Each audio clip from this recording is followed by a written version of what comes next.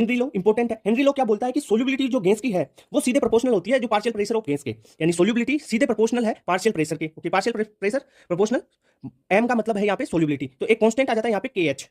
के एच है Henry constant. Okay, इतनी बात क्लियर हुई। अब यहाँ पे क्वेश्चन जो जनरली न्यूमेरिकल में जो ये सोल्यूबिलिटी है ना, इसको मास के रूप में भी ले सकते हैं अपन, क्वेश्चन में दिया हुआ है ना, उस हिसाब से आप कैलकुलेट कर लेना। मास भी कर सकते हैं, मोल फ्रैक्शन के रूप में भी ले सकते हैं इसको, मोलरिटी के रूप में, जनरली मोलरिटी के रूप में इसको लिया जाता है। ओके, इसका जो अगर एप्लीकेशन देखें तो जो डीप सी डाइविंग होती है उसमें, डीप सी डाइविंग में क्या होता है कि अंदर जाते हैं ना, जैसे जैसे नीचे जाते हैं तो प्रेशर बढ़ता जाता है, और प्रेशर जैसे जैसे बढ़ता जाता है तो सोल्यूबिलिटी बढ़ती जाएगी और सारी गैसेस ब्लड में पहले सोल्यूबल हो जाएगी। अगर ऊपर आते हैं ना वैसे तो उनके बेंड्स बन बन के निकलते हैं तो शरीर में दर्द होता है बहुत खतरनाक, इसलिए जो ऑक्सीजन सिलेंडर होते हैं ना उसमें हीलियम मिक्स कर दी जाती है। ये बात तो होगी। अब इसकी लिमिटेशन भी देख लेते हैं कि जो हेनरी लॉ होता है ना वो क्या बोलता है कि जो गैसेस है आपस में रिएक्ट नहीं करनी चाहिए, पर गैस रिएक्ट विद सॉल्वेंट हो जाता है, इस कारण इसकी ये लिमिटेशन होगी कि गैस रिएक्ट नहीं करनी चाहिए। दूसरी बात है कि जो प्रेशर है वो ज्यादा हाई नहीं होना चाहिए, बहुत ज्यादा हाई नहीं होना चाहिए, प्रेशर इज टू हाई हो जाता है पर होना नहीं चाहिए, ये लिमिटेशन होगी। Temperature is too low, temperature बहुत कम नहीं होना चाहिए, ये भी इसकी लिमिटेशन होगी। ओके, तो ये तीन लिमिटेशन ध्यान रखना।